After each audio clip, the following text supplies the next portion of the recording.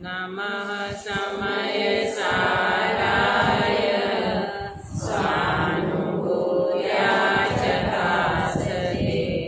चित्स्वभावाय भावाय सर्वभावान्तरचिते।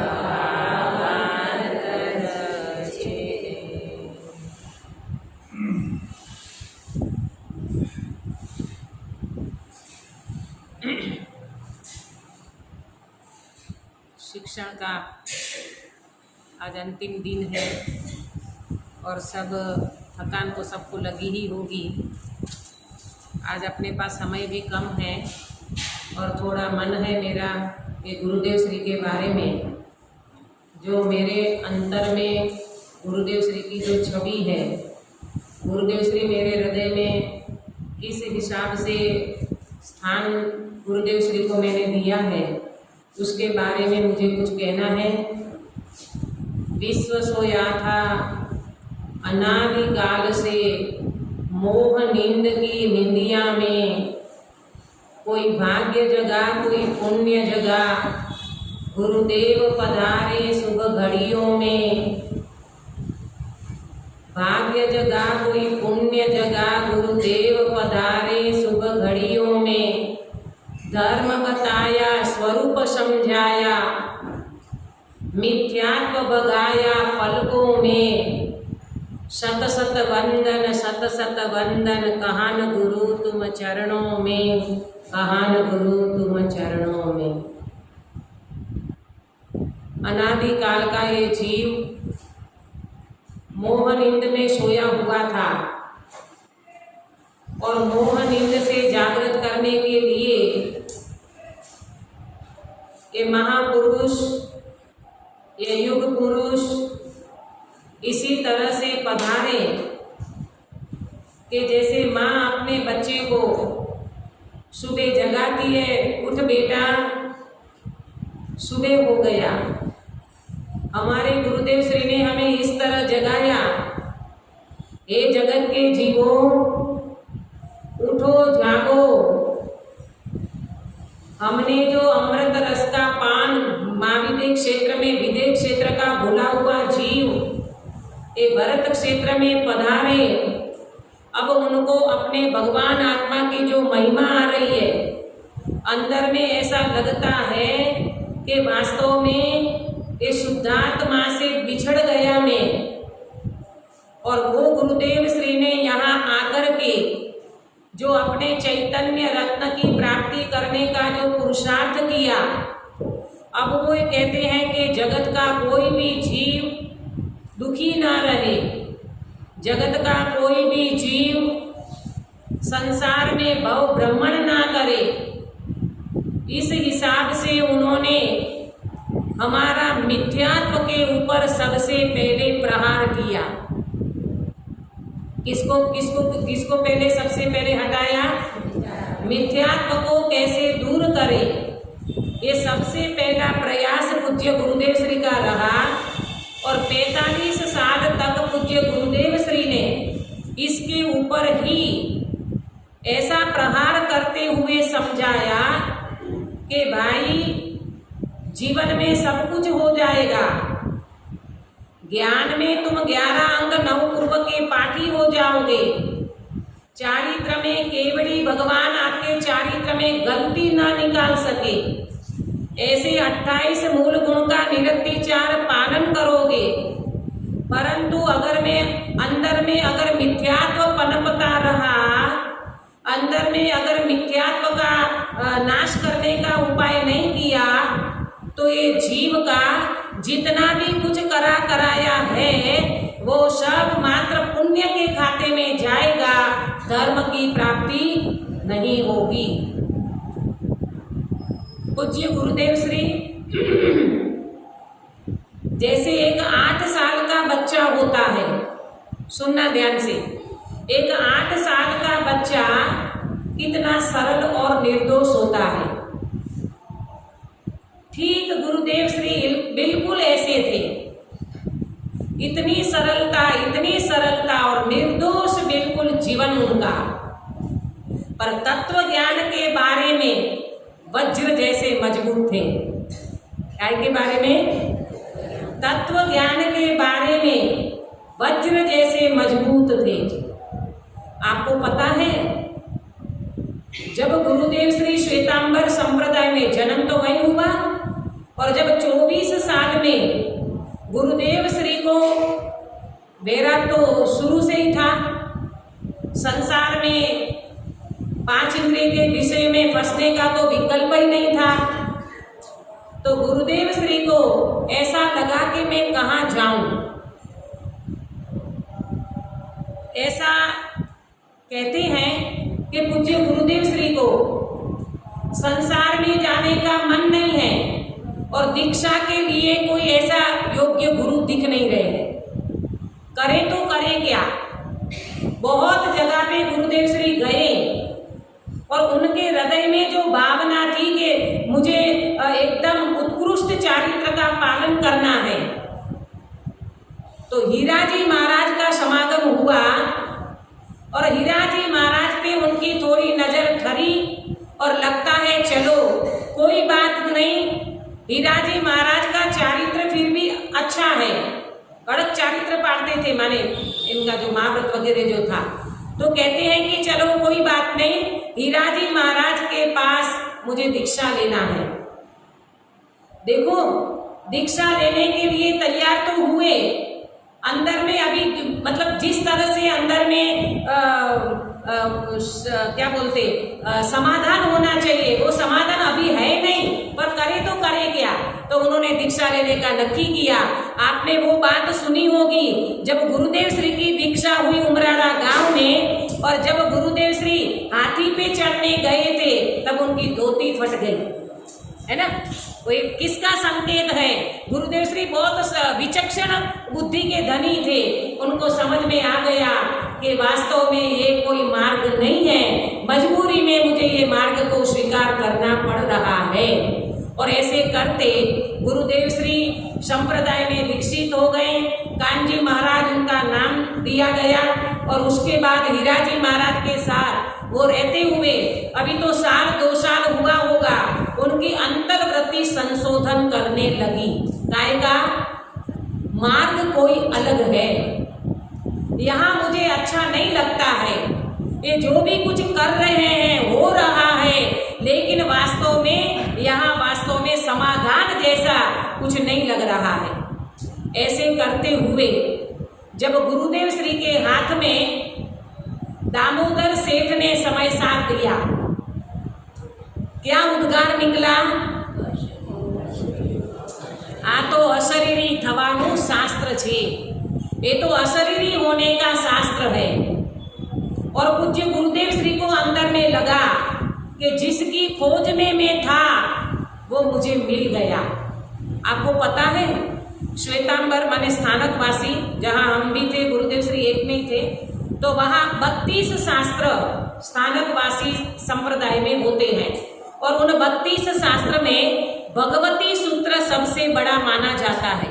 वो भगवती सूत्र को पूज्य गुरुदेव श्री 70 बार पढ़े, 17 बार गुरुदेव श्री भगवती सूत्र पढ़े, परंतु गुरुदेव श्री को वहाँ भी कोई समाधान नहीं मिला। और जब समय सार हाथ में आया तो गुरुदेव श्री कहते हैं, अहो आ तो अशरीरी थवानु शास्त्र छे, मैं जिसकी खोज में था वो मार्ग मुझे वास्तव में मिल गया।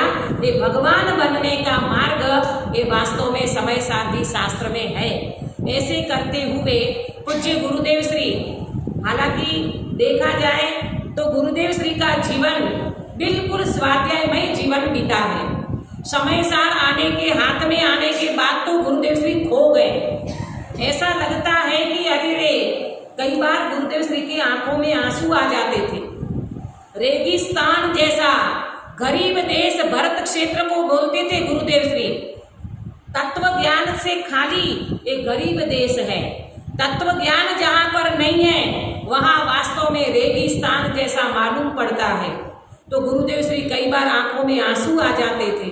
यहाँ कोई भावलिंगी संत दिखते नहीं, यहाँ मोक्ष मार्ग को चलाने वाले कोई वितरागी संत दिखते नहीं है। अगर हमारे सामने कोई वितरागी संत आ जाए, मैं तो उनके चरणानु के दासानु दास हूँ प्रभु, लेकिन कहाँ कुछ भी दिखता नहीं है। और गुरुदेव श्री ने अकेले अपने दम पे अपना खुद का पुरुषार्थ जगा करके स्वाध्याय करते हुए पूज्य गुरुदेव श्री ने स्वयं ने अपना मार्ग प्रशस्त किया। जब कहना चाहिए लगभग 20 साल उनका निकला संप्रदाय में, और अंत में तो गुरुदेव श्री को अंदर से बहुत ये लगता था, ये कहाँ तक ये बोलते ना, अंदर में कुछ और बाहर में कुछ, ये मायाचारी क्यों करना, मुझे वास्तव में जरा भी अच्छा नहीं लगता है। और पूज्य गुरुदेव श्री को जब समय साथी पढ़ते थे और विरोध होता था तो गुरुदेव श्री कहते थे, भाई आप कोई गच मत वाड़ा ने संप्रदाय की वस्तु नहीं है, ये तो वस्तु का स्वरूप ही ऐसा है। ऐसे बहुत गुरुदेव श्री को अंदर कचोटती थी ये बातें, लेकिन जाए तो कहाँ जाए, परिवर्तन के लिए अंदर में मन करता, लेकिन कोई साथ देने वाला नहीं था। कोई एक व्यक्ति का साथ गुरुदेव श्री को नहीं मिल रहा था।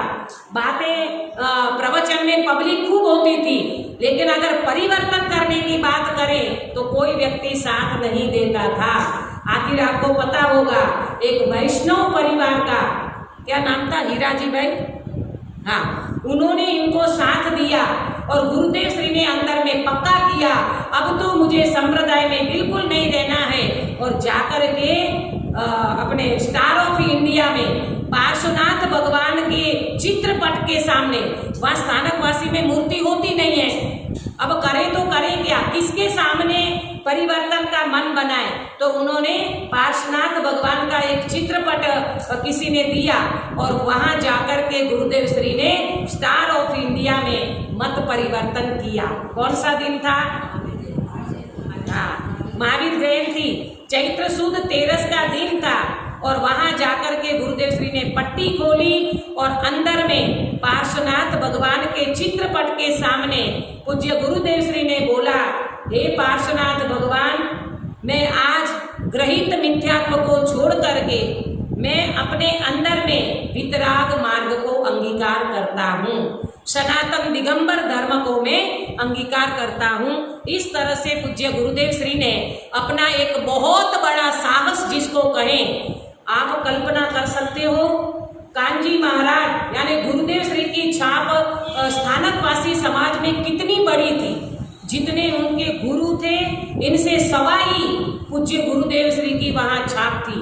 गुरुदेव श्री ने जब परिवर्तन किया, बहुत खलबली हुई, बहुत कहना चाहिए कि बहुत विरोध हुआ, सब कुछ हुआ, लेकिन गुरुदेव श्री कहते हैं, भाई ये वास्तव में वीरों का मार्ग है, ये सिंह वृत्ति का मार्ग है। यहाँ भले मेरे पास कोई नहीं आवे तो चलेगा, लेकिन सत तो हमेशा सत ही होता है। सत को संख्या की जरूरत नहीं है, सत के लिए किसी के सहारे की जरूरत नहीं है। और पूज्य गुरुदेव श्री ने वास्तव में जैसे तीर्थंकर स्वयं बुद्ध होते हैं, इसी तरह गुरुदेव श्री को कोई नहीं मिला, स्वयं ने अपने ये समय साथी जिनवाणी बने ग्रंथ मिला और गुरुदेव श्री ने अपना मार्ग स्वयं ने प्रशस्त किया।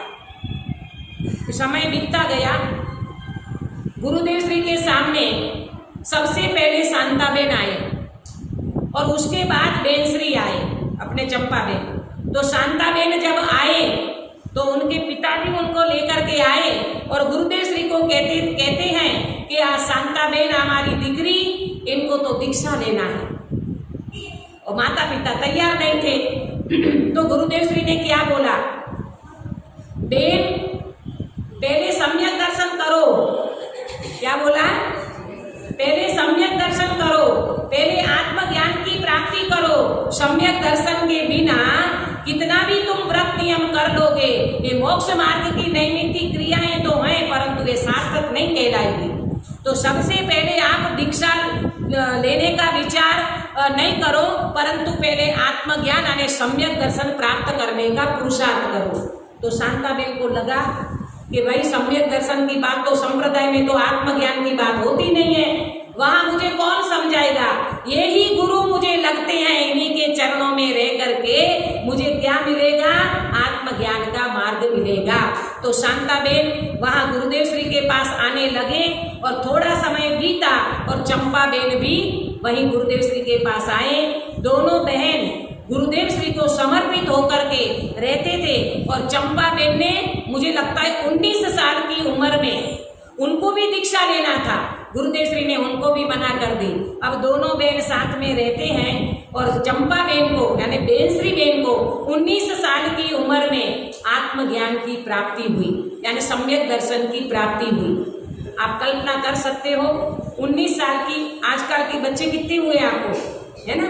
हाँ, इतनी छोटी उम्र में कैसी उंदर में धुन लगी होगी, कैसी रुचि लगी होगी और वो जीव ने आत्मज्ञान की प्राप्ति करी। इस तरह से शांताबेन और चंपाबेन पूज्य गुरुदेव श्री के पास रहते थे। आगे जाकर के पूज्य गुरुदेव श्री को वास्तव में देखा जाए तो वितराग मार्ग तो अंदर में एकदम से समझ में आ गया था, पर अब वितरागी भगवान नहीं है ना, वितरागी देव नहीं है, तो बेनश्री को भी अंदर में बहुत लगता था। तो शांताबेन और चंपाबेन दोनों बहनें जाकर के जयपुर में गए और वहां जयपुर से भगवान लेकर के आए। आप कल्पना कर सकते हो वितराग मार्ग की उस व्यक्ति के हृदय में रोम रोम में भगवान कैसे बसे हुए होंगे। जब भगवान पधारे, श्रीमंदर नाथ पधारे, अभी तो कहीं उनकी प्रतिष्ठा नहीं हुई है, और गुरुदेव श्री जैसे भगवान आए तो उनके पास जाकर के घंटों बैठते थे। हाँ, घंटों बैठते थे और भगवान को निहारते थे, प्रतिमा जी को निहारते थे। जैसे कोई बच्चा अपनी माँ से बिछड़ गया हो और उनको माँ मिल जाए तो उनको कैसा महसूस होता है, इसी तरह गुरुदेव श्री घंटों भगवंतों की मुद्रा को निहारते थे। और वहां से अगर कोई व्यक्ति पसार हो जाए तो उनको बुला करके कहते, देखो देखो भाई, भगवान तो ऐसे होते हैं, भगवान तो ऐसे होते हैं, वितरागी देव तो ऐसे होते हैं। क्यों? स्थानकवासी में मूर्ति होती नहीं है और यहाँ उनको भगवान मिले तो ऐसा लगा कि मुझे क्या मिल गया। इस तरह गुरुदेव श्री भगवंतों के चरण में रहते हुए अपना जीवन व्यतीत करते थे। और बाद में जब ये तो बहुत बाद में सब कुछ हुआ, पहले तो स्टार ऑफ इंडिया में रहते थे ना गुरुदेव श्री, 3.5 साल रहे वहाँ पर। और वहाँ पर जैसे हम 4 बहनों ने परिवर्तन किया, उस समय में गुरुदेव श्री के साथ और 3 थे, जीवन जी महाराज, जीवराज जी महाराज और एक महाराज जी थे, मोहनलाल जी ऐसा कुछ नाम था। तो वो 4 महाराज मतलब कुल मिला करके 4 संत थे। गुरुदेव श्री वहां पर एक व्यक्ति के परिवार के ऊपर उन्होंने परिवर्तन किया, माने जो भाई ने, वैष्णव कुटुंब ने इनको जो सपोर्ट किया, जो साथ दिया। गुरुदेव श्री का विवेक देखो, 4 व्यक्ति एक घर के ऊपर गोचरी लेना, उस समय में तो गोचरी जाते थे, तो गोचरी लेना। तो गुरुदेव श्री ने कहा एक दिन मैं उपवास करूंगा, एक दिन ये करेंगे, एक दिन बारी बारी से उपवास करना, ताकि एक व्यक्ति के घर के ऊपर अपन भारूप ना हो जाए, है ना। तो ये गुरुदेव श्री की विचक्षणता और विवेक था। तो इस तरह से गुरुदेव श्री ने 3.5 साल वहां पर व्यतीत किया, आप कल्पना कर सकते हो। और ऐसे समय में आज स्टार ऑफ इंडिया का तो रूप बदल गया, उस जमाने में जब गुरुदेव श्री ने परिवर्तन किया था, उस समय में वहां ऊपर से बिच्छू गिरते थे, सांप आते थे, ऐसी जगह पे गुरुदेव श्री ने 3.5 साल निकाला और अपनी आत्म साधना में रत रहे। आप कल्पना कर सकते हो कि जिस व्यक्ति को वास्तव में आत्मा की धुन लगती है, वो व्यक्ति संयोग नहीं देखता, वो व्यक्ति फैसिलिटी नहीं देखता, वो व्यक्ति वास्तव में अपनी आत्मा आराधना को ही देखता है। पूज्य गुरुदेव श्री इसी तरह से अपना समय व्यतीत करते थे और बेन श्री भी उनके साथ ही रहते थे। ऐसे करते करते स्वर्णपुरी तो बहुत बाद में, वो तो सब आपको पता ही है। मुझे तो इतना कहना है कि ये पूज्य गुरुदेव श्री को मुझे जो अंदर में लगा वो बात मैं जरूर कहना चाहूंगी कि गुरुदेव श्री जब उनका स्वर्गवास हुआ तब मेरी दीक्षा 80 में गुरुदेव श्री का स्वर्गवास हुआ और 81 में मेरी दीक्षा हुई। मेरी दीक्षा भी बहुत छोटी उम्र में, 18 साल की उम्र में मेरी दीक्षा हो गई थी, क्योंकि मेरी 2 बड़ी दीदी आज भी संप्रदाय में है ना, तो उनकी वजह से मेरा भी जल्दी हो गया दीक्षा लेने का। लेकिन मुझे कुछ भी पता नहीं था, हाँ, इतना समाचार ऐसा मिला कि कोई कांजी महाराज करके कोई हैं, बहुत बड़े साधु हैं और उनका स्वर्गवास हो गया, लेकिन कुछ भी मैं नहीं जानती थी।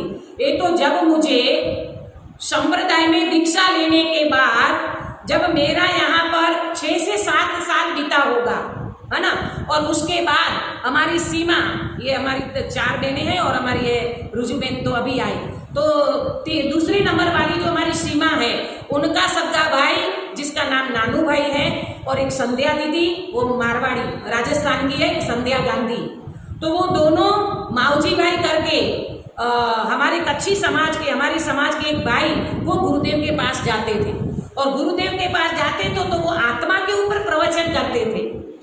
तो नानू भाई और संध्या बहन गए तो वो मेरे को बोले, माँ सती जी, अपन ये जो शास्त्र पढ़ते हैं ना, लेकिन ये शास्त्र पढ़ने के बाद पहले आप एक भाई को सुनो, वो आत्मा के ऊपर इतना बढ़िया समझाते हैं, आपको बहुत मजा आएगा, और आप रुचि वाले जीव हो, आपको एकांत पसंद है, आपको ये अंदर में है इस प्रकार की भावना। तो मैंने कहा आत्मा के ऊपर प्रवचन क्या होता होगा, और उन्होंने कहा एक बार उनसे सुन लो बस, और वो ले आए माऊजी भाई का। मैंने एक प्रवचन सुना, एक प्रवचन सुनते मेरे को अंदर में ऐसा लगा, अरे भगवान, हम क्या कर रहे हैं। वो ये कहते हैं कि सम्यक दर्शन के बिना कुछ भी सार्थक नहीं होने वाला, और ये जो आप वेश लेकर के बैठे हो, आपको पता है वितराग मार्ग किसे कहते हैं।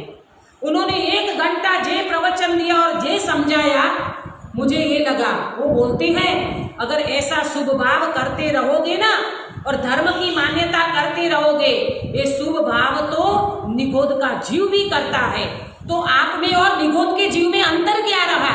कसाई की मंदता से वो जीव भी ऊंचा आता है, और आप भी शुभ भाव करते मंद कसाई करोगे, एकाध भाव स्वर्ग का मिल जाएगा, परंपरा से नरक निगोद के अवतार करने पड़ेंगे, वहां से कोई व्यक्ति छुड़ा नहीं पाएगा। ये बात मुझे अंदर में ऐसी चोट कर गई। मैं भी संप्रदाय में कहना चाहिए कि एक व्याख्याता के रूप में वहाँ भी मेरी छवि इस प्रकार की थी, पब्लिक को इकट्ठा करना, समाज को इकट्ठा करना, प्रवचन करना, युवा प्रार्थना अभियान चलाना, आवाज़ तो शुरू से बड़ी थी, बिना माइक से बोलना, है ना, ये सारी चीज़ें गतिविधियाँ में ऐसे लगे थे, और अंदर में तप त्याग करना, अपने को साधु मानना, ऐसा लगता था कि बहुत बड़ा धर्म कर रहे हैं। और उन्होंने हमारा बिल्कुल पानी फेर दिया माऊजी भाई ने आकर के। हे भगवान, मैंने कहा क्या कर रहे हैं अपन। और एक मेरा ये रहा, शुरू से मेरा अंदर में कुछ लक्ष्य का वो रहता, अपन दीक्षा ली है, वहाँ का जो संस्कार था उस समय, तो दीक्षा लिए तो अपने लक्ष्य से भ्रष्ट नहीं होना, मैंने कोई लक्ष्य बना करके चलना। तो मेरा लक्ष्य उस समय ये था, जितना बने उतना शास्त्र कंठस्थ करना, इससे मेरा ज्ञान हो जाएगा, सम्यक ज्ञान, हाँ, क्रिया अच्छी पालेंगे, उससे चारित्र हो जाएगा, और भगवान के मतलब ये मार्ग के पर श्रद्धा तो है। तो ऐसा मेरा अंदर में चलता था। और ये जो बाबूजी भाई का प्रवचन सुना, फिर तो मुझे लगा भगवान अब क्या करें, ये तो वास्तव में बिल्कुल गलत चल रहा है। तो अब हमें इससे उबरना कैसे, मार्ग सच्चे मार्ग की कैसे मुझे प्राप्ति होगी। और वो माऊजी भाई को मैंने 7 साल तक उनको छोड़ा नहीं। मैंने कहा माऊजी भाई, अगर आप ये बात करते हो तो मुझे अंदर से ये बात समझना है, और आप मुझे समझाने को आओ। और 7 साल तक उन्होंने हमें कंटिन्यू जहाँ जहाँ जैसा समागम बनता था वैसा किया। और उसके बाद जब हमारा कच्छ में जाने का बिहार का समय आया, तो उन्होंने कहा कि आप राजकोट जाओ, लालचंद भाई, आदरणीय लालचंद भाई के पास जरूर जाना, वो बहुत अच्छी तरह से गुरुदेव का और समय सार वगैरह समझाएंगे।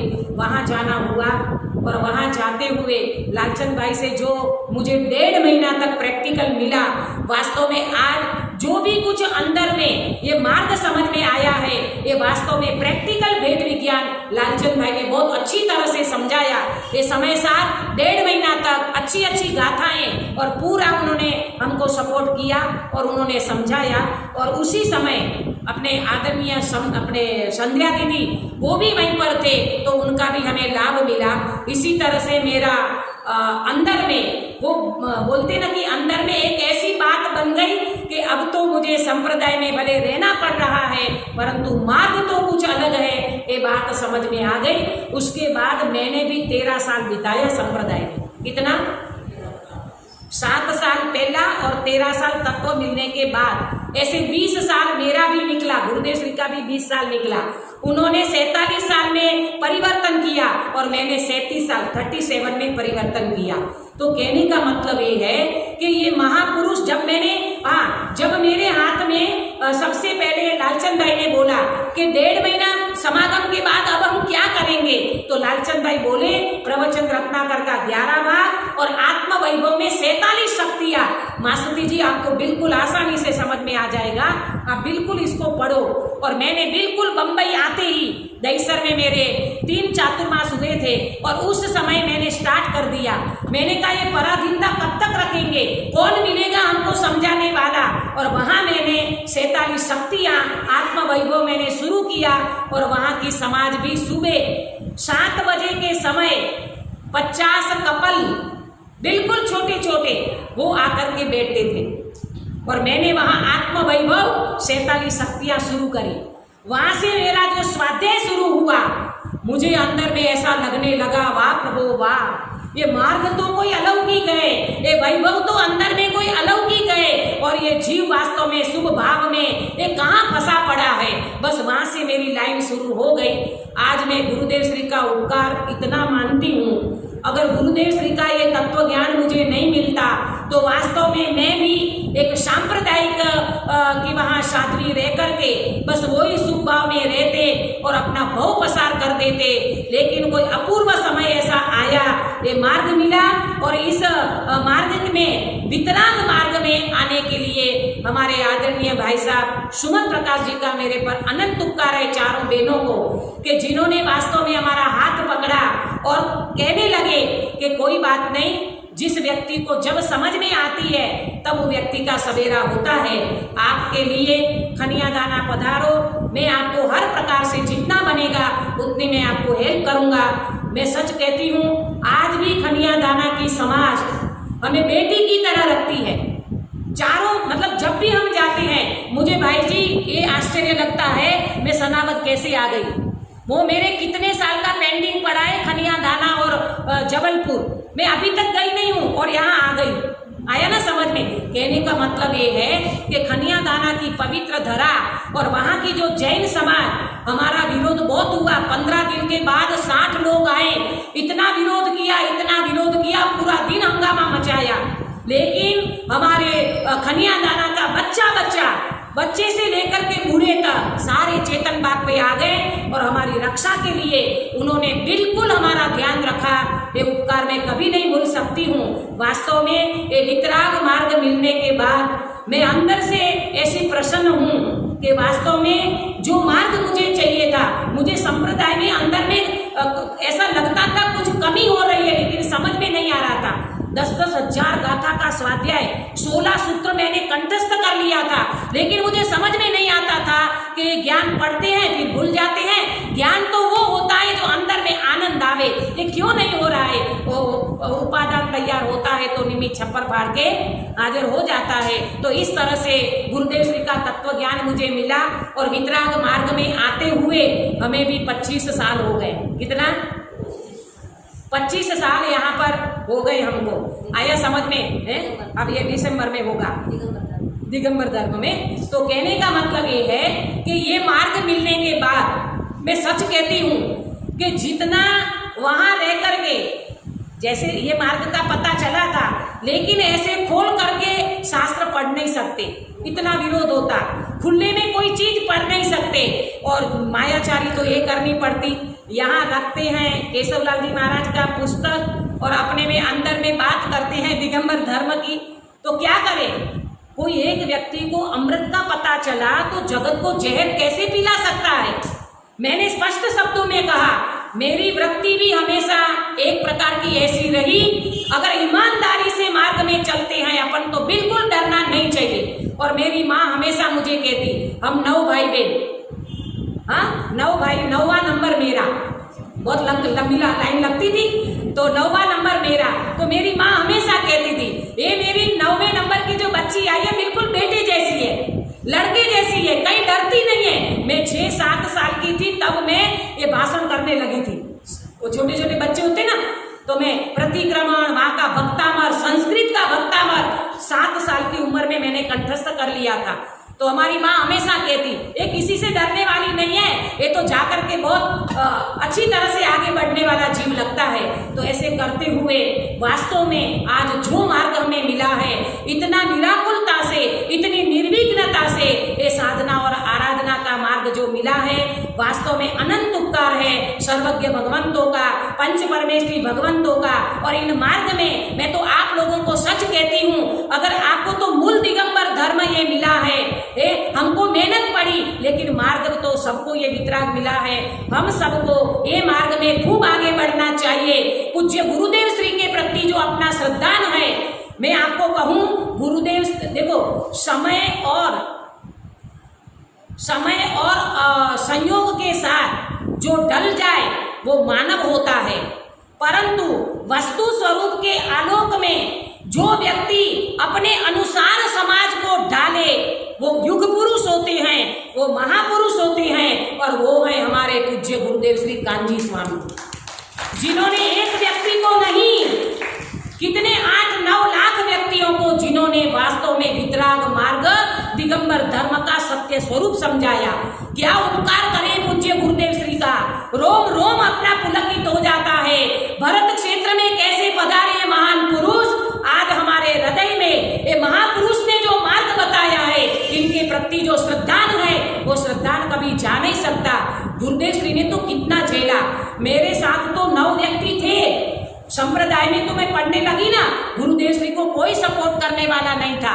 कितना तो विरोध हुआ और कितना सब कुछ हुआ, लेकिन गुरुदेव श्री ने कभी भी अपनी सिंह वृत्ति को कभी भी कमजोर नहीं किया। और बात सुन लो, 45 साल तक गुरुदेव श्री के शास्त्र बदले, कभी प्रवचन सार, कभी नियम सार, बहुत सारे शास्त्रों पे प्रवचन किए, परंतु गुरुदेव श्री की दृष्टि नहीं बदली। क्यों भाई जी? दृष्टि गुरुदेव श्री की, चाहे चरणानुयोग का शास्त्र हो, पुरुषार्थ सिद्धि उपाय के प्रवचन सुनो, गुरुदेव श्री ये सारी बातें चरणानुयोग की करते हुए द्रव्यानुयोग पे ले आते, दृष्टि का विषय पे ले आते। हा हा हा, कैसा भगवान आत्मा, ओहो प्रभु, ये भगवान आत्मा तुम्हें जो मिला है, ये भगवान आत्मा के आधार से ये 4 अनुयोग तुम्हारे जीवन में प्रकट होंगे। और 4 अनुयोग का तात्पर्य वास्तव में वीतरागता है। ये पूज्य गुरुदेव श्री का तो जितना कहें उतना कम है। ऐसे महापुरुष का योग अपने को मिला है। मैं तो यहाँ तक कहती हूँ, हमारे वास्तव में वीतरागी मुमुक्षु जैन समाज में वास्तव में यहाँ के क्या बोलते ट्रस्टी देखो, यहाँ के कार्यकर्ता देखो, यहाँ के विद्वान देखो, एक से एक हैं। मुमुक्षु की क्वालिटी कोई अलग प्रकार की है। एक घटना में बता करके आज की बात को विराम दूंगी। मैं जबलपुर में गई थी 10 लक्षण के लिए।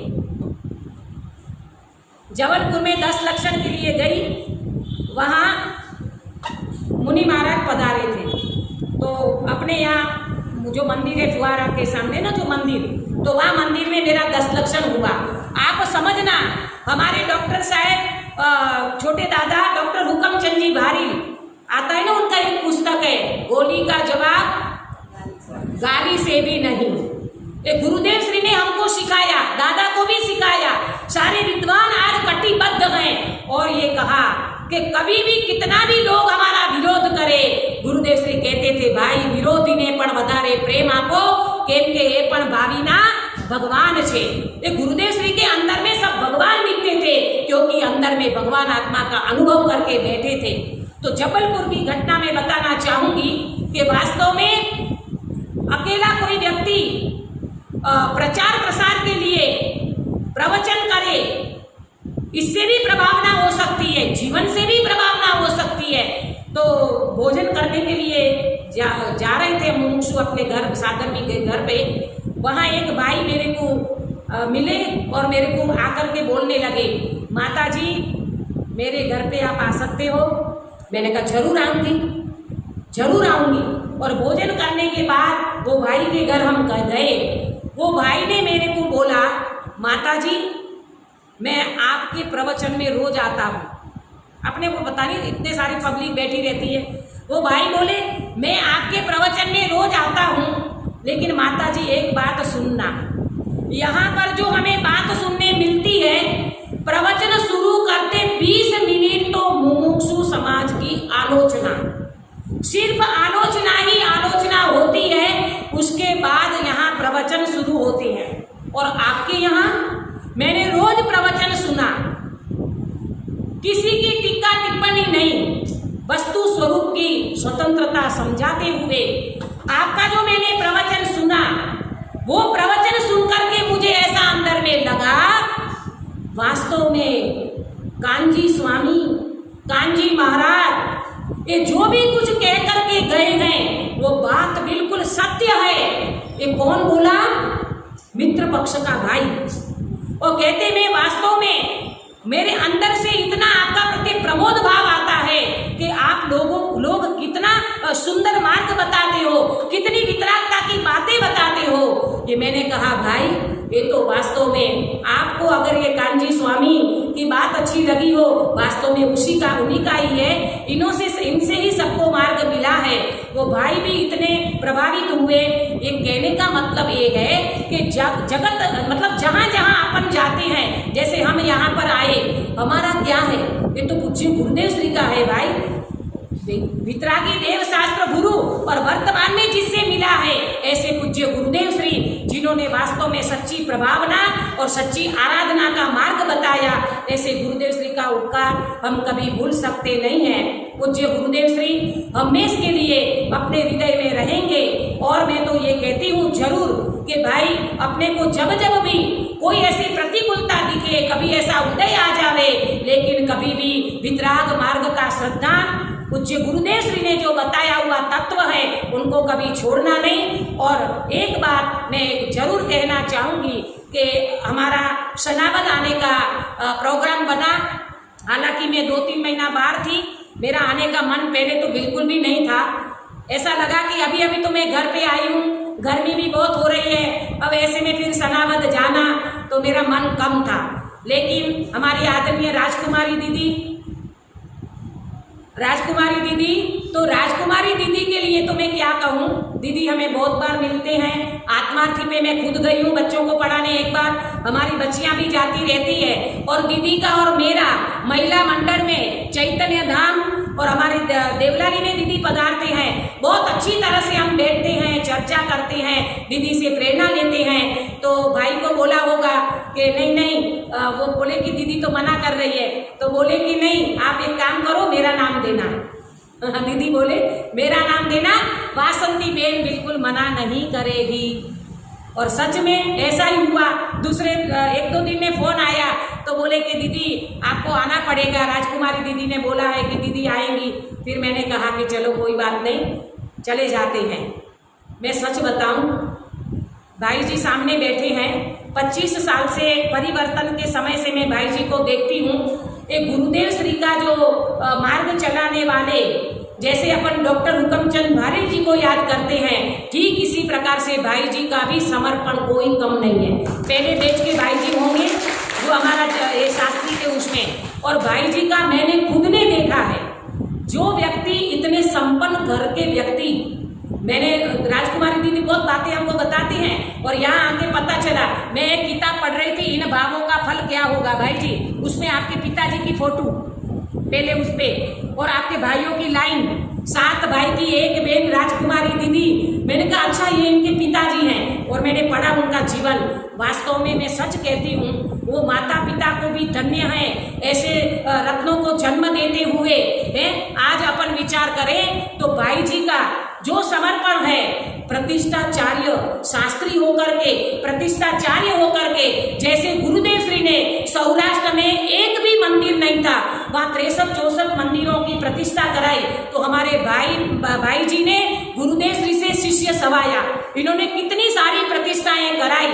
वास्तव में मैं जरूर कहना चाहूंगी कि ऐसे जो जीव होते हैं ये वास्तव में पूज्य गुरुदेव श्री के मार्ग में चलते हुए वितराग मार्ग की आराधना पूर्वक प्रभावना करते हैं। भाई जी को मैंने ऐसे देखा है कि गजपंथा में, अपने गजपंथा में पंच कल्याणक था और अचानक कुदरत का ऐसा हुआ कि बारिश खूब आई, पवन खूब तेजी से चला और पूरा का पूरा पंडाल उड़ गया। मैंने मेरी आंखों से देखा है। भाई जी ने, सुबह हम गए वहां पर, तात्कालिक रातों रात सारी व्यवस्था करें, अमर भाई साथ में थे और वो व्यवस्था में मैंने सुबह देखा भाई जी दरी बिछाते मिले। कल्पना कर सकते, दरी बिछाते मिले, इतने बड़े प्रतिष्ठाचार्य। इसलिए तो मैं कहती हूँ ये मार्ग वास्तव में सरलता का मार्ग है, सहजता का मार्ग है। भाई ऐसे मार्ग में ऐसे जीव आकर के ऐसे बड़े बड़े काम करते हैं। मुझे तो ये सनावत जी के भगवान देख करके ऐसा लगा, भाई जी मैं आपको इतना धन्यवाद देती हूँ कि वास्तव में ऐसे भगवंतों को विराजमान करके और खुद की जगह, कल्पना कर सकते हैं अपन आज कि खुद की जगह देते हुए कितनी निष्प्रवृत्ति, कैसा निर्दोष भाव, और इनके पूर्वक इन्होंने जो भी कार्य किया है वास्तव में बहुत सराहनीय और प्रशंसनीय है। और इतना ही नहीं, सारा सनावद समाज, मैं पहली बार आई यहाँ पर, हमारी बहनें, माताएं, भाइयों बहनों जो भी कुछ है, मैं पर्सनल किसी का नाम मुझे ज्यादा आता भी नहीं है, लेकिन सबको देख करके, आपने प्रवचन सुन करके, आपकी जो भक्ति दिखाई है, साधर्मी वात्सल्य, हमारी भाभी जी, हमारी इनके पुत्रवधू क्या नाम है, नंदिता जी, भोजन के लिए दीदी को जो अनुकूल आवे वो, दीदी ये लो, आपको जो अनुकूल आवे वो, वास्तव में कहना चाहिए कि जो व्यक्ति इस मार्ग में लगता है वास्तव में पुण्य सहजता से काम करते हैं। और ये हमारा कुछ भी नहीं है। अभी यहाँ आने के बाद मैंने कर्ता कर्म अधिकार का एक कलश चलाया, एक दोहा चलाया, 2 गाथाएं चलाई, और इसके साथ रात्रि के समय में क्या चलाया, आत्महित के सोपान एवं आत्मार्थी के कर्तव्य। 2-4 बिंदु की जो मैंने चर्चा की है, वास्तव में ये चर्चा आपको अच्छी लगी हो तो देवशास्त्र गुरु की है। और मैं सच कहती हूँ, मेरे पास इतना ज्ञान नहीं है, मेरा स्वयं बहुत कम है, मेरी बहुत कमियां भी है, और वो कमियां आपको नजर आई हो, मुझे आप ध्यान दिलाना, मैं वो कमी को दूर करूंगी। और ये कमी को दूर करते हुए, हमारी कमी का सुधार करते हुए इस मार्ग में अपन आगे बढ़ेंगे। सनावद समाज को देख करके, सारे साधर्मी भाइयों बहनों को और मंदिर की पवित्रता, विशुद्धता सब देख करके मैं बहुत प्रशंसा मुझे अंदर में लगती है कि वास्तव में ऐसे मंदिर में व्यक्ति सम्यक दर्शन न ले तो क्या ले, ऐसे भगवंतों के चरण में। मुझे तो सच में ऐसा लगता था, प्रवचन करने कौन जाए, भगवान के पास बैठो, 4-4 घंटा निकल जाए पता ही ना चले। ऐसी मनोहारी मुद्रा को देख करके वास्तव में हमें बहुत अच्छा लगा है। तो आप लोग सब ध्यान से और बहुत आदर भाव से जिनवाणी माता को सुना है, आप सब धन्यवाद के पात्र हो। और आगे जाकर के आपने जो हमको कहा कि दीदी समय दो, बहन कहाँ गए वो, हाँ, इन बहन ने भावना भाई, मैं तो सच कहती हूँ बहुत अच्छी भावना है आपकी। लेकिन देखो बहन, ऐसा है कि अपन आगे से ये बात को, अभी तो साल भर है, आगे से मैं आपको ये कह भी नहीं सकती हूँ, जैसा समय प्रसंग अवसर रहेगा। लेकिन भावना तो अंदर में ये रहती है कि जिन शासक की प्रभावना 18,000 वर्ष चलेगी, वो बिल्कुल निर्विघ्नता से, बहुत सारी विदुषी बहनें, बहुत सारे अपने विद्वान एक से एक है, अभी अभिषेक भैया आए थे, सच में ऐसे विद्वान और ऐसे सब अपने गुरुदेव की उसमें हैं। तो कोई ना कोई मैं आने की भावना रखती हूँ, शायद मैं नहीं भी आ पाई तो कोई ना कोई आ ही जाएगा, और ये प्रभावना रुकेगी नहीं। हम सब इस मोक्ष मार्ग में आगे बढ़ते हुए हम ऐसे स्थान को प्राप्त करें, पुनरपि जननम पुनरपि मरणम जननी जठरे शयनम। अब माता के गर्भ में नहीं आना है, अब विषयों में नहीं फंसना है, अब विषयों में नहीं रमेंगे, निजानंद मान करेंगे, चाहूं गतियों में नहीं भ्रमेंगे, निजानंद धाम रहेंगे। कैसे कैसे जीव आकर के मिलते हैं, हमारा परिवर्तन हुआ, गुरुदेव श्री का परिवर्तन हुआ और हम यहाँ पहुँचे। और हमारी ये रुजुता बेन देश पांडे, जिसको आप समझते हो, मैं इनको जरा 2 मिनट के लिए खड़ा करूंगी। भाई जी, ये बेन का देखो क्या है, इनके जीवन में भी कैसे परिवर्तन आया। एक ब्राह्मण समाज में जिनका जन्म हुआ, लेकिन आप देखो उनके मुख से सुनो कि ये पूज्य गुरुदेव श्री का मार्ग इनको कैसे मिला। बेटा खड़े हो जाओ 2 मिनट।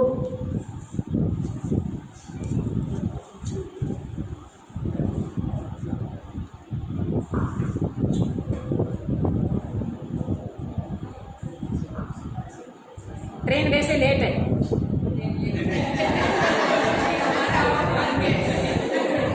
जी आप अपना चलने दीजिए, 9 बजे पहले आपको जाना है। अच्छा तो समय मिला है तो हम भी आपके साथ कर लेंगे। सबसे पहले आप सभी को बहुत बहुत धन्यवाद। आपने मुझे झेला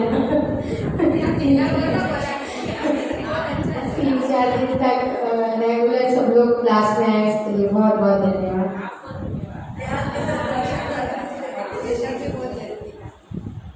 दीदी का उपकार है कि मैं यहाँ हूँ और जो कुछ भी मैं वहाँ बोल पाई है, प्रतिदिन दीदी की ट्रेनिंग है, उन्हीं से सीखती हूँ मैं सब। तो बस ऐसे ही थोड़ा जितना मुझे समझ में आया अभी तक वो मैंने वहाँ पर आप लोगों के सम्मुख रखा। कुछ उसमें त्रुटि रह गई हो, गलती रह गई हो तो वो मेरी, आप मुझे टोक सकते हैं, मुझे बता सकते हैं, दीदी को भी कंप्लेंट कर सकते हैं, मैं अगली बार जरूर सुधारूंगी।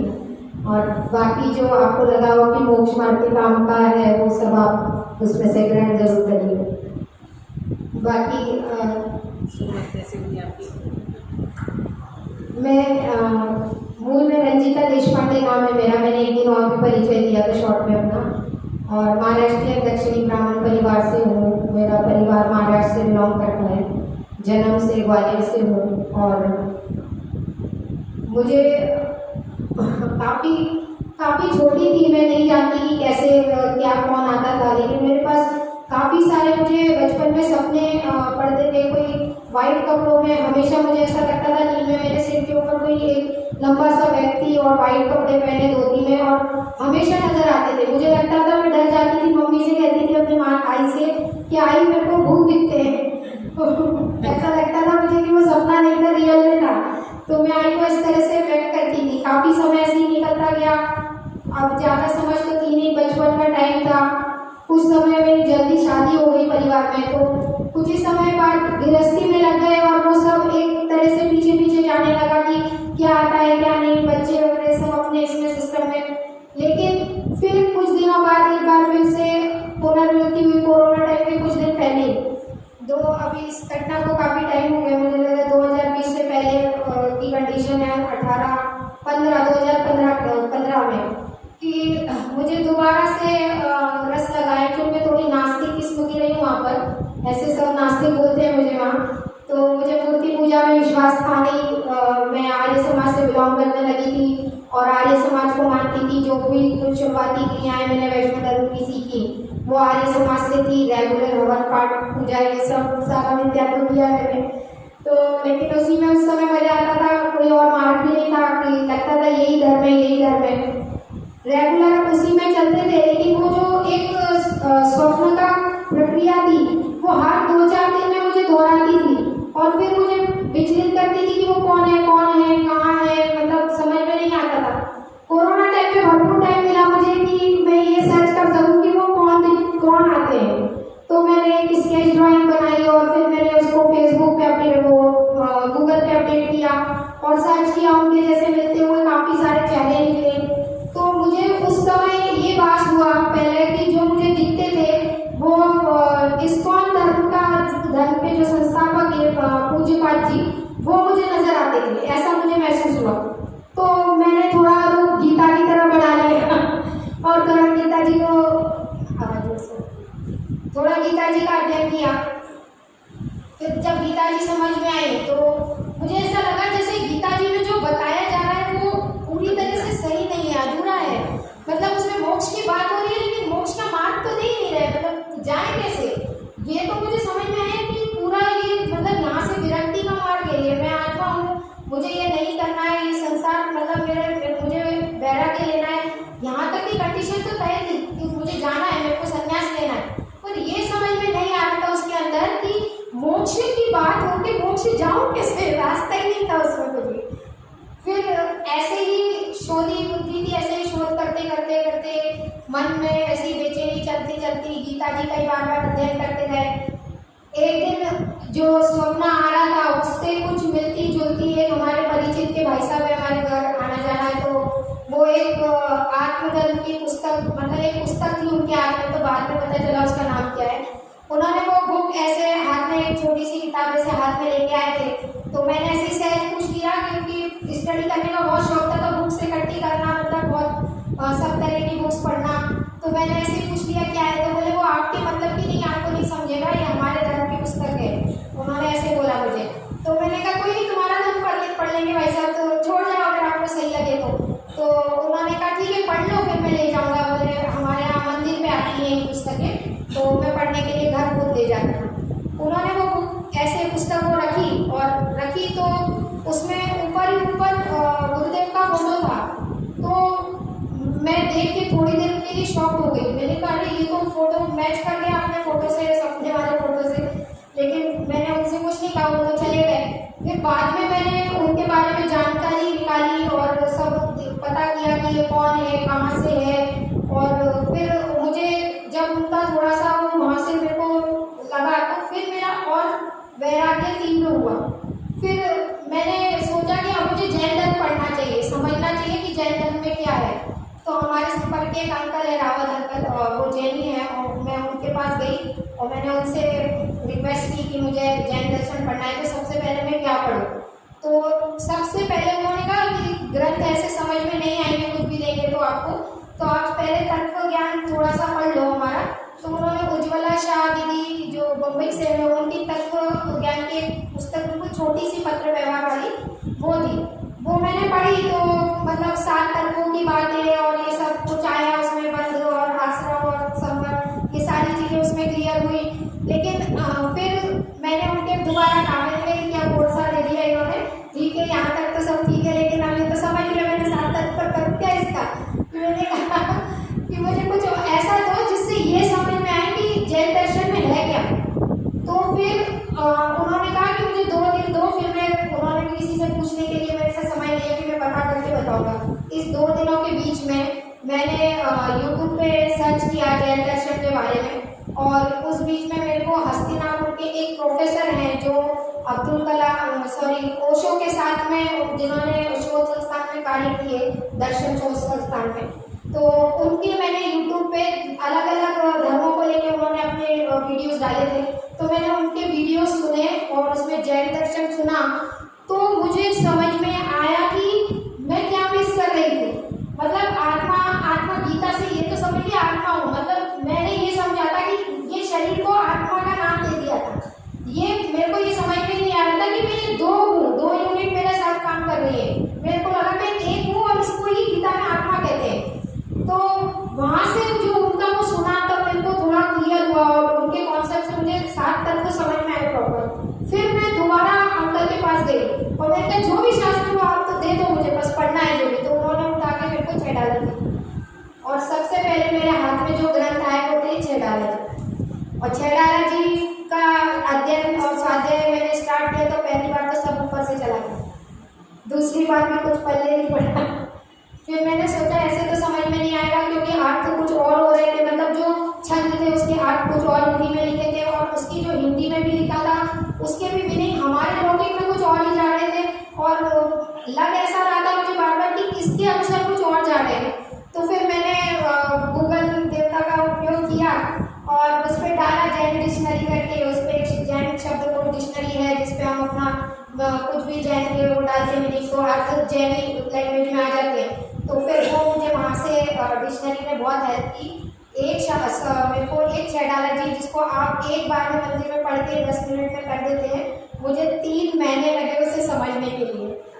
और 3 महीने के बाद मुझे ऐसा समझ में आया कि मुझे मैंने जो सीखा है वो मुझे लिपिबद्ध करना चाहिए। फिर मैंने उसके अनुसार जो जो मेरे ऊपर घटित होता गया मैं उसको स्वयं पे घटित करती गई, जो जो छेड़ाला जी बोलती गई। क्योंकि पहली बार तो ऐसा लगा था नार को क्या करना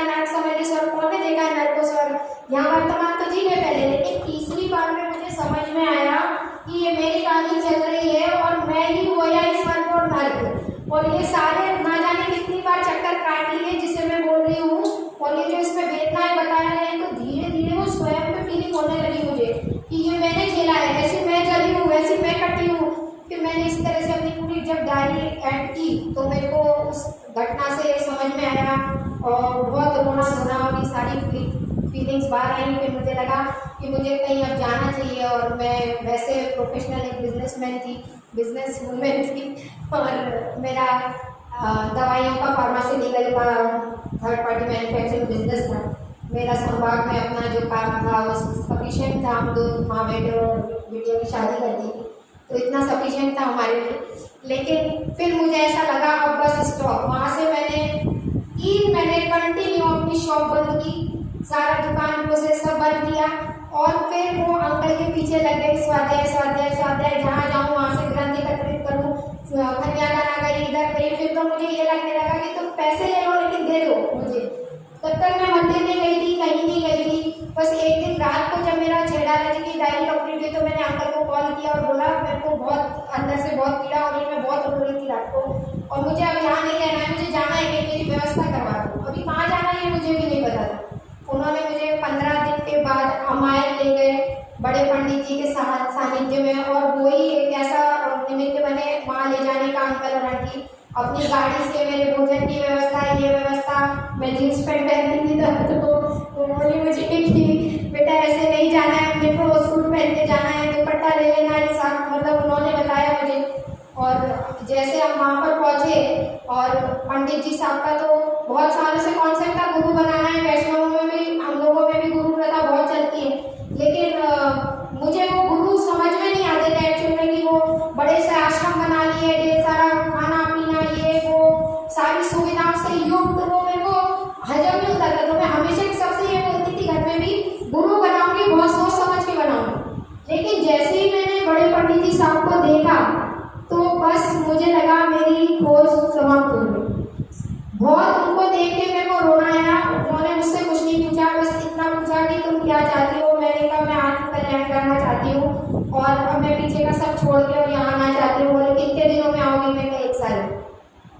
बस इससे अलावा मेरी उनसे कोई बात नहीं है। फिर निरंतर हमारा क्रम बनता था, मैं बार बार रामायण जाती रही, महीने में फिक्स था 10-15 दिन रामायण रुकना है, पंडित जी का सानिध्य लेना है। वो मुझे स्वाध्याय करवाते थे, सिखाते थे, बताते थे आगे का क्रम क्या है, और बस ऐसे ही गति चलती रही। इसी बीच में पंडित जी साहब शांत हो गए, और मैं शिवपुरी पंच कल्याण में मतलब मेरा बिजनेस व्यवसाय सब शिवपुरी से, मैं शिवपुरी में हूँ, और शिवपुरी से हमारा सब सिस्टम चलता था मेरा और मेरे बच्चों का। तो मैं वहाँ पंच कल्याण में शामिल हुई। वहाँ मुझे आदरणीय प्रज्ञा दीदी मिली, जो ब्राह्मी सुंदरी की प्रिंसिपल थी, और मुझे वहाँ सारी बहनों ने ये बताया कि बहुत बड़ी दीदी है। और तो मुझे लगा कि अब पंडित जी साहब तो है नहीं, तो मेरा आगे का मार्ग शायद ये प्रशस्त करेंगी, और मैं इस माध्यम से उनसे जुड़ी। उन्होंने मुझे दिल्ली बुलाया, और वो दिल्ली जाके मैं एक जाल में फंस गई ब्राह्मी सुंदरी, और कुछ ही दिनों में दीदी शांत हो गई। और शायद वहाँ का जो स्ट्रगल रहा मेरा 8-9 महीने का, उस स्ट्रगल का पुण्य मिला मेरे को मेरी माँ। तो अभी मैं बहुत सही तरीके हूँ, दीदी के साथ हूँ, और दीदी ही मेरा सारा मार्गदर्शन कर रही है। और इस बीच में सबसे अच्छी बात तो ये है कि दीदी के पास 4 बेटियाँ और हैं, और वो चारों ने भी मुझे ऐसे अपना लिया जैसे मैं कभी दूर थी नहीं उनसे। तो ये मतलब मेरे लिए एक गॉड गिफ्ट जैसा उपहार होता है ना, कि पैक में आया है अचानक सडनली, ऐसा मेरे को एक पैकिंग में मिला। और अभी मैं मोक्ष मार्ग में हूँ आप लोगों के सामने। अभी टाइम में हम आपसे अनुरोध करते हैं कि आपका तीनों का परिचय हमने समझ लिया। हमारा भी गोरवाड़ समाज के जो भाई हैं, इनका भी ऐसे ही परिचय आपको बता सकते हैं, क्योंकि कभी हम उसको नहीं बताना चाहते हैं, हम तो आपका जुर्माने का स्वाध्याय सुनना चाहते हैं। इसलिए अभी टाइम है 11 बजे से के बाद में 12 बजे गाड़ी आएगी, तो आपको यहाँ से 10 बजे चलना।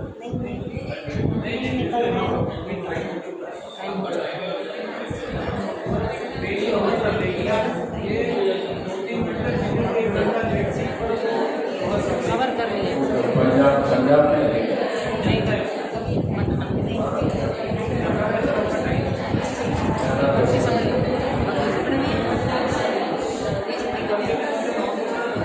हेलो भाई जी, एक भक्ति सुनाते हैं, फिर अपन संपन्न करेंगे, ठीक है?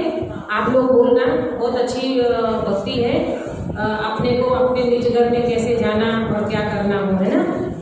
निज घर में मेरा वास हो, पर घर की नहीं आश हो। निज घर में मेरा वास हो, पर घर की नहीं आश हो। अनंत गुणों में वास करना, वास्तव में वास हो। अनंत गुणों में वास करना, वास्तव में वास हो। असंख्य प्रदेशी आत्मा में, ओ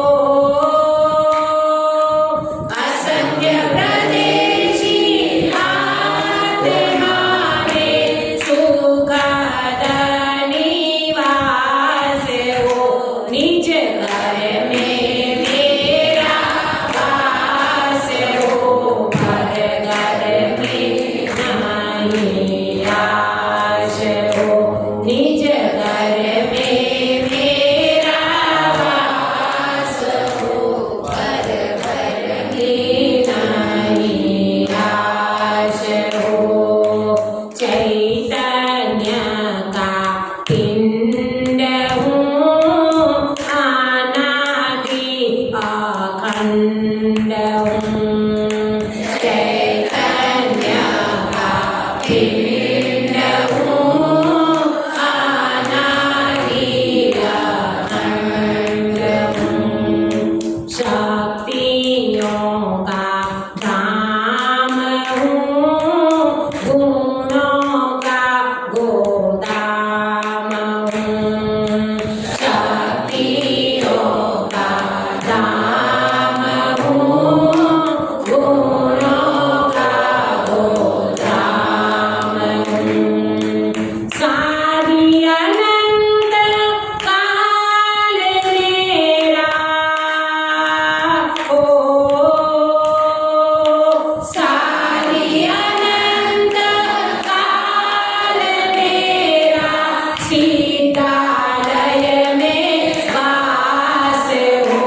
निज घर में मेरा वास हो, पर घर की नहीं आश हो। निज घर में मेरा वास हो, पर घर की नहीं आस हो।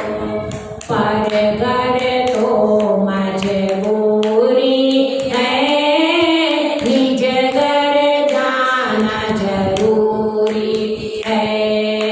पर घर तो मजबूरी है, निज घर जाना जरूरी है। मिथ्यात्व की बीमारी है,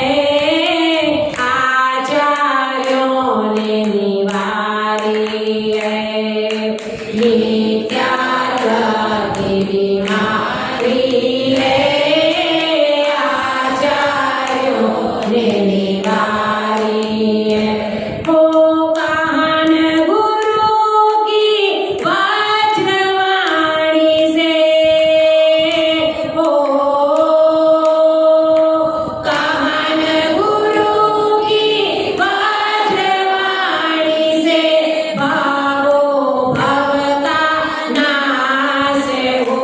निज घर में बसे मेरा वास हो, पर घर की नहीं आस हो।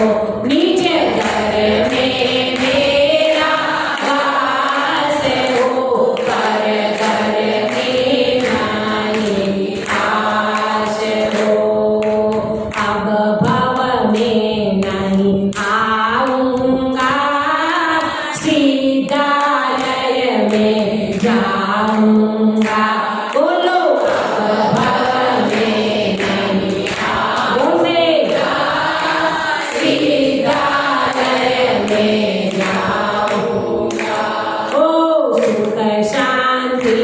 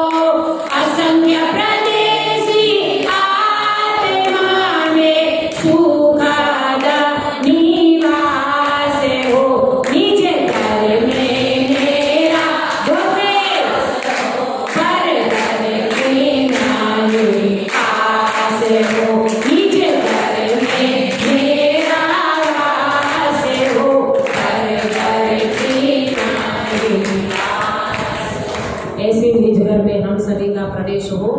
चैतन्य स्वभावी आत्मा तो मैं हूँ, वर्तमान पर्याय उस निज घर में एंट्री मारे वर्तमान पर्याय अपने त्रिकालीभूत भगवान आत्मा में अभेद होकर के अपने निज घर में एंट्री करके मोक्ष मार्ग का गेट खोले और वो मोक्ष मार्ग का गेट खोलते हुए मोक्ष मार्ग की पूर्णता को प्राप्त करते हुए हम सब सिद्धालय में जरूर मिलेंगे, जरूर मिलेंगे, जरूर मिलेंगे। जय गुरुदेव। पुनः पुनः हम तीनों बहनों का आभार व्यक्त करते हैं कि जिन्होंने 5 दिन तक ज्ञान और वैराग्य गुरु और आपको वर्षा की है और हमारा निवेदन तो उन्होंने स्वीकार कर ही लिया है। वो किस शब्द से कि हमारी मेरी भावना तो है, वो भावना शब्द में ही आ गया उनकी स्वीकृति। अब वो थोड़ा यह कहना चाहते हैं कि समय का कोई भरोसा नहीं, किंतु आपको पूरा भरोसा है समय का कि आपका वो समय में अवश्य स्वस्थ भी रहेंगे और हम सबको भी मार्गदर्शन के लिए यहाँ उस 2026 में पधारेंगे। अब हम और आप सब जयवाणी की स्तुति करेंगे और इसके बाद में उनका यहाँ से व्यवहार हो रहा है।